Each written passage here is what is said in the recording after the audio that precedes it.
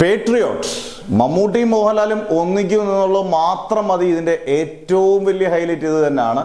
എന്തായാലും April 23-ന് release ചെയ്യാനിരുന്ന cinema ഒന്ന് മാറ്റി മെയ് 1-ന് ഒഫീഷ്യലി കൺഫേം ചെയ്തിട്ടുണ്ട്.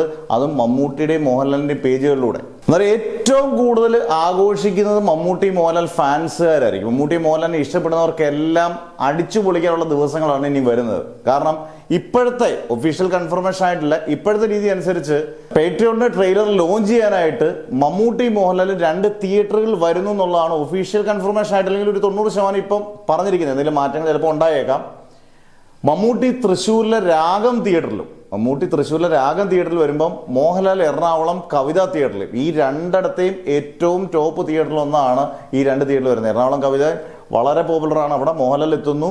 ട്രെയിലർ ലോഞ്ചിലാണ് മമ്മൂട്ടി തൃശ്ശൂർ രാഗത്തിലെത്തുന്നു എന്നുള്ളതാണ്. അന്നേരം ആൾക്കാരെല്ലാം ഇരച്ച് കയറും ട്രെയിലർ ലോഞ്ചിന് മമ്മൂട്ടി മോഹൻലാലും വരും എന്നുള്ളതിൽ സംശയം വേണ്ട. അത് തന്നെ ഭയങ്കര സന്തോഷമായിരിക്കും ജനങ്ങൾക്കെല്ലാം.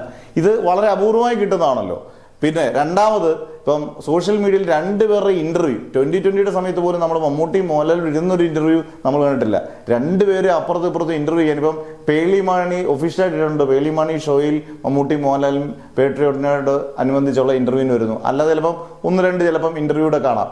ഇതൊക്കെ വളരെ അപൂർവമായിട്ട് സംഭവിക്കുന്നതാണ്. എന്തായാലും ഇനിയുള്ള ദിവസങ്ങളിൽ മെയ് 1-ന് മുമ്പുള്ള ദിവസങ്ങളിൽ ഇഷ്ടം പോലെ ഇങ്ങനെയുള്ള ഇവർ 2 പേരെ നമുക്ക് ഒരുമിച്ച് കാണാനുള്ള ഒരു ഭാഗ്യം കിട്ടും. ഇനി സ്ക്രീനിലും പേട്രിയോട്ടിൽ മമ്മൂട്ടി മോഹൻലാലും തകർത്ത് അഭിനയിക്കുകയും ഗംഭീര സ്ക്രിപ്റ്റും ഡയറക്ഷനും എല്ലാം ഒത്തു വന്നാൽ അവിടെയും തിയേറ്ററുകൾ ഇളകി മറിയുമെന്നുള്ളതിൽ സംശയം വേണ്ട.